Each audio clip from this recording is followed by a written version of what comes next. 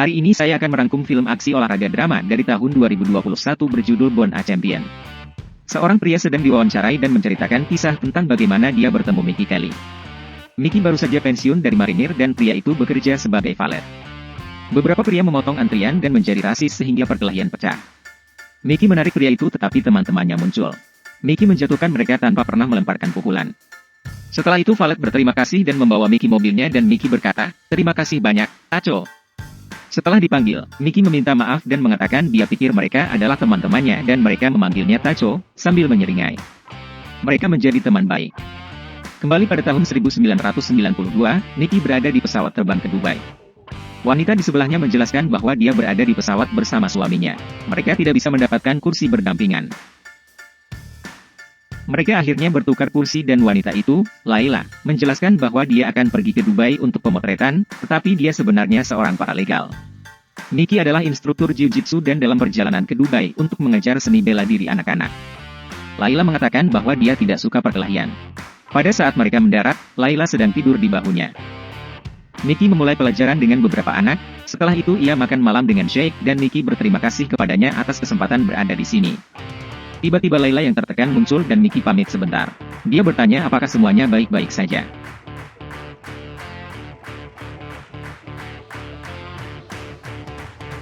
Kostopoulos muncul dan bertanya pada Mickey, "Siapa kamu?" Mickey menjelaskan ia mengajar jiu-jitsu untuk Sheikh. Kostopoulos tidak terkesan dan pengawalnya mengatakan jiu-jitsu adalah untuk homo. Dia kemudian menyuruh Mickey pergi. Laila mengatakan tidak apa-apa. Mickey balik ke mejanya.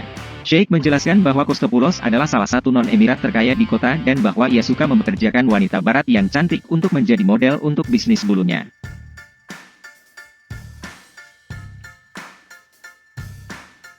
Mickey mengikuti pengawal Kostopoulos ke toilet dan kembali dengan tangan berdarah. Dia membuat Laila keluar dari situasi itu. Kostopoulos tercengang ketika dia menyadari pengawalnya tidak kembali dari toilet. Sheikh bersikeras Mickey tinggal di sini 1 minggu lagi untuk mengajarinya jiu-jitsu. Mickey menegosiasikan penerbangan pulang pertama untuk Laila. Beberapa minggu kemudian, di Amerika Serikat, Laila pergi ke toko Tacho, mencari Mickey. Dia tidak pernah mendapatkan nomornya, tetapi Mickey menyebutkan tokonya.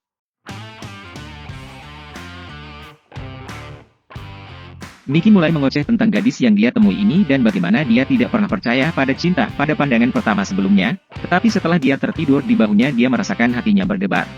Tacho kembali dan meminta maaf karena Mickey menjadi banci. Tapi Laila mengatakan dia merasakan hal yang sama tentang Mickey. Tacho memberinya nomor Mickey dan mereka bertemu keesokan harinya. Laila bekerja sebagai paralegal dan Mickey jadi pengawal di sebuah bar, berlatih ketika dia bisa dengan menyewa ruang di dojo. Tacho menikahkan mereka di tokonya. Suatu malam Laila memberi Mickey kejutan bahwa dia hamil. Beberapa bulan kemudian, Mickey mendapat telepon dari Sheikh yang telah menawarinya 25.000 untuk bertarung di turnamen MMA 8 orang. Laila menentangnya, tetapi Mickey meyakinkannya bahwa dia bisa menang dan mereka bisa membayar uang muka untuk rumah mereka. Kembali pada masa itu MMA dipandang terlalu keras dan tidak diizinkan di sana, jadi negeri Arab yang kaya mulai menyelenggarakan turnamen mereka sendiri di padang pasir. Salah satu petarung yang hadir adalah Marco Belaine, salah satu petarung terbaik di dunia. Mickey lulus tes medis.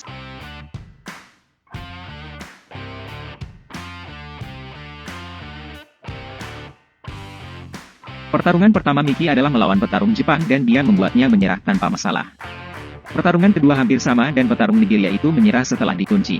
Finalnya adalah Marco Belaine versus Mickey, yang sebenarnya lebih dijagokan, meskipun datang ke turnamen sebagai underdog.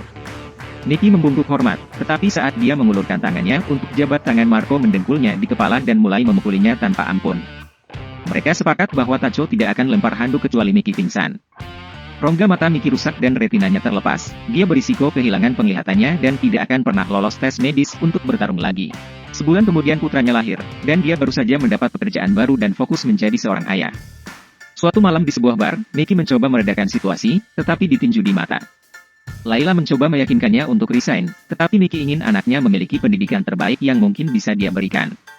Laila menawarkan untuk mulai bekerja lagi, tetapi itu berarti mereka akan membayar pengasuh untuk membesarkan anak mereka. Mereka pun beradu mulut. Mickey mengunjungi Tacho dan melampiaskan frustrasinya bagaimana dia tidak perlu kerja di bar jika dia bisa mendapatkan lebih banyak siswa. Tacho menyarankan untuk mencari pekerjaan yang lebih aman, namun jiu-jitsu adalah semua yang Mickey tahu. Laila muncul untuk menjemputnya. Suatu hari Miki duduk sendirian di dojo, karena tidak ada muridnya yang muncul. 3 anak laki-laki dari instruktur lain memintanya untuk mengajari mereka beberapa gerakan bergulat yang mereka lihat di TV. Miki menunjukkan gerakan cekikan, dan satu lagi di mana dia menyembunyikan tangan di bawahnya sehingga lawannya bahkan tidak bisa tap out. Instruktur lain, Jimmy, muncul mengatakan dia harus hati-hati kalau mau ambil murid orang lain. Miki meminta maaf. Jimmy kemudian menunjukkan beberapa gerakan yang tidak akan memungkinkan lawannya untuk bahkan mendapatkan dia di tanah. Miki mengatakan yaitu mungkin akan berhasil dan Jimmy merasa terhina. Dia mulai mengejek Miki, mencoba memprovokasi pertarungan untuk membuktikan maksudnya. Miki memulangkan murid-murid dan mengunci pintu. Dia memberitahu Jimmy bagaimana dia akan membawanya ke tanah dan mencekiknya. Agar dia tidak berpikir itu adalah kebetulan, dia akan melakukannya beberapa kali. Benar saja, Miki menghindari pukulannya, melemparkannya ke tanah dan mencekiknya. Hal yang sama terjadi sampai 2 kali. Miki pulang bersemangat dan melanjutkan ronde 3 dengan istrinya. Sementara itu di Dubai, Putra Sheikh dan temannya menonton wawancara dengan Marco Blaine, yang pada saat ini tidak terkalahkan dan dianggap sebagai legenda. Tetapi Putra Sheikh memanggilnya curang.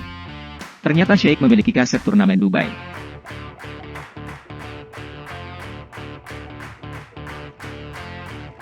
Teman saudaranya mempostingnya di forum pertarungan dan videonya mulai menjadi viral. Video ini sampai ke menir Marco, Mason, dan Bursman mencoba meyakinkannya untuk mengatur pertandingan ulang. Mason mengatakan Miki bukan siapa-siapa, tetapi Bursman mengatakan dia adalah the real deal dan dia bukan satu-satunya yang berpikir begitu. Suatu hari, Pete muncul di dojo dengan salah satu petarungnya, Travis. Pete menjelaskan bahwa dia ingin mengeksposnya ke beberapa gaya yang berbeda dan bertanya apakah dia tidak keberatan. Miki mengalahkan Travis. Meskipun Travis berhasil mendapatkan dia di tanah, tapi Miki berhasil mendapatkan lengannya dan Travis menyerah. Miki memberinya beberapa saran, menunjukkan hal-hal yang bisa dia lakukan dengan lebih baik. Travis berterima kasih padanya dan pergi. Pete sebenarnya ingin melihat kemampuan Miki setelah bertahun-tahun tidak latihan intensif. Setelah itu Pete menelpon Bursman dan mengatakan bahwa Miki masih jago. Dia bahkan mengatakan bahwa Miki mungkin akan menang melawan Marco. Kemudian, Miki memberitahu Layla bahwa Pete menawarinya pekerjaan untuk mengajar para petarungnya bergulat. Layla marah, lalu pergi ke Tacho. Miki dan Layla pun berdamai. Besoknya Miki tiba di Gimpit dan mulai melatih para petarung. Anaknya, Kaidi, bertanya kapan dia bisa bertarung dan Miki berkata, ketika sarung tangannya pas mereka akan membicarakannya. Akhirnya surat kabar mulai mengabarkan tentang pertarungan Miki versus Marco yang lama dan Mason menyerah dan setuju untuk melakukan pertandingan ulang. Tacho mendapat telepon dari Bursman. Publik menuntut pertandingan ulang. Tacho memberitahu Bursman tentang mata Miki. Tetapi Bursman mengatakan dia dapat mengatur dokter yang akan membuatnya lulus tes medis. Layla secara alami tidak ingin dia bertarung meskipun itu 75.000 hanya untuk muncul. Miki mengatakan dia hanya akan berguling-guling sebentar dan menyerah pada tanda pertama masalah, tetapi Layla tahu dia tidak akan bisa menahan keinginan untuk menang. Kali ini Layla pergi ke Tacho dan akhirnya memutuskan untuk membiarkannya bertarung. Dia membuat Tacho berjanji untuk menghentikan pertarungan jika dia menyuruhnya. Miki tiba dan Layla bilang dia akan mengizinkannya. Miki mulai berlatih, membangun kekuatan, membangun kecepatan, menambah teknik yang akan melindungi sisi kirinya. Meskipun demikian, Mason tidak bisa mengambil risiko memiliki seorang petarung dibantai di TV, jadi ia membawa dokter asli dan Miki tidak lulus tes penglihatan. Jadi Layla akan menjemputnya dari rumah sakit, tetapi sebuah truk menabraknya. Kematian Layla mengubah Miki selamanya, dia merasa bertanggung jawab. Suatu malam Miki memberitahu Tacho bahwa ayahnya membunuh ibunya dan kemudian dirinya sendiri. Miki malu dan tidak ingin ada hubungannya dengan nama O'Sullivan sehingga ia mengambil nama gadis ibunya setelah keluar dari militer. Dia tidak ingin Kaede mengalami nasib sama. Seorang ayah yang baik seharusnya menjadi contoh bagi anaknya, tetapi dia tidak pernah berencana melakukannya tanpa Layla. Tacho memberinya semangat.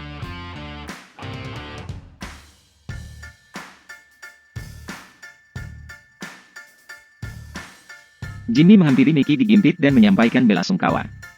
Dia mengatakan dia mendaftar untuk kelasnya, karena dia heran Miki bisa mengalahkannya dengan mudah. Miki mendapat telepon dari Dubai. Kostopoulos telah mengetahui tentang pertandingan ulang yang dibatalkan dan telah menawarkan hadiah yang sama. Miki, Tacho dan Pete terbang ke Dubai. Kostopoulos dan Sheikh menyambutnya kembali. Kostopoulos menghinanya dengan mengatakan bahwa dia datang jauh-jauh untuk mempertaruhkan nyawanya hanya untuk 75.000. Marco juga datang dan menatap Miki. Para petarung ditimbang dan wasit menjelaskan aturannya. Sementara itu penonton mulai bertaruh. Kostopoulos terus menghina Mickey mengatakan dia tidak berani tetapi hanya bodoh. Sebelum pertarungan keesokan harinya, Mason datang menemui Mickey. Dia mengatakan kepadanya bahwa dia dulu adalah komandan selama Perang Teluk. Dia bercerita bagaimana dia hanya kehilangan satu marinir ketika sebuah tank terguling. Seorang pria bernama O'Sullivan menjaga tubuhnya selama berhari-hari, meskipun ada perintah untuk evakuasi. Mason selalu ingin berterima kasih kepada pria yang membawa tubuh putranya keluar dari medan itu, tetapi tidak dapat menemukannya karena dia ganti nama. Para petarung berjalan keluar dan Marco diperkenalkan sebagai juara kelas welter tak terkalahkan dari Brasil, dan Mickey diperkenalkan sebagai pelatih jiu-jitsu dengan hanya 3 pertarungan yang diketahui dan 1 kekalahan. Mereka kembali ke sudut tanpa berjabat tangan, dan pertarungan dimulai. Mickey membawa Marco ke tanah dalam 12 detik dan meninjunya beberapa kali. Dia mulai mengunci dan Marco tidak bisa melepaskannya, jadi dia mulai membentur ke mata Mickey. Itu pelanggaran. Wasit menariknya, memberi Marco peringatan dan memberitahu para petarung untuk melanjutkan. Para pemirsa memprotes karena Mickey berada dalam posisi yang menguntungkan sebelumnya, tetapi Kostopoulos mengacungkan jempol kepada wasit. Kali ini Marco terus meninju wajah Mickey dan Mickey tampaknya mengalami masalah dengan matanya. Mickey melemparkan pukulan besar, menghentikan Marco sesaat. Dia kembali dan melemparkan Mickey ke tanah dan terus memukul wajahnya. Mickey mengaitkan tangannya, meninjunya beberapa kali dan mencekiknya. Bel berbunyi dan Marco hampir tidak bertahan. Mickey tidak kembali ke sudutnya dan Tacho menyadari ada sesuatu yang salah. Mickey kehilangan penglihatannya. Dia menjelaskan bahwa dia membuat kesepakatan dengan Kostopoulos. Jika dia kalah, dia tidak mendapat apa-apa, namun jika dia menang, dia mendapat 1 juta. Ronde 2 dimulai dengan Mickey tidak bisa melakukan apa-apa. Dia teringat Layla dan putranya, dan berdiri. Marco mencoba menendangnya tetapi Mickey menangkap kakinya. Dia membuatnya terkunci tetapi tidak menerapkan tekanan. Sebaliknya dia menggulungnya dan menyembunyikan tangan Marco di bawah tubuhnya, jadi dia tidak bisa tap out. Dia mencekiknya sampai Marco lemas dan memenangkan pertarungan. Setelah itu, Marco kembali ke Brasil dan tidak pernah bertarung lagi. Mickey dilarikan ke rumah sakit dan mengalami koma karena pembengkakan otak. Bertahun-tahun kemudian, Kaede muncul di Gambit, di mana Mickey masih melatih meskipun dia buta. Terima kasih telah menonton. Sampai jumpa di video berikutnya.